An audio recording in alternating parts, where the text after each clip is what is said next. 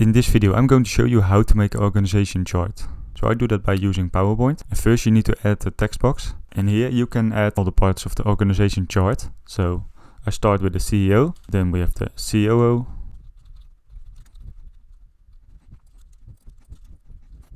Okay, and when you're done, it will look something like this. And now you can change the place by using the tab button on your keyboard. So first we have the CEO. Underneath the CEO we have the COO. Underneath the CEO we have the manager HR. And we have some employees. And you can do it like this. So you make the structure in PowerPoint like this. CEO, manager, and then the employees. And we also do that for manager sales, manager operations, and manager IT. Okay, when you're done, you need to select all the text from your text box. Then you right click it. And then you need to convert it to SmartArt.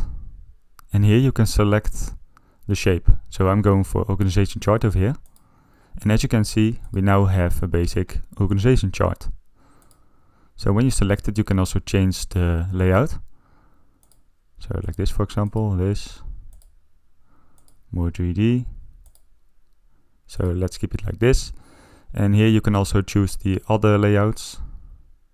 Like with pictures, so you can add pictures of persons next to it. You can make it more with text. And you can also change the colors if you want to. And this is how to make an organization chart.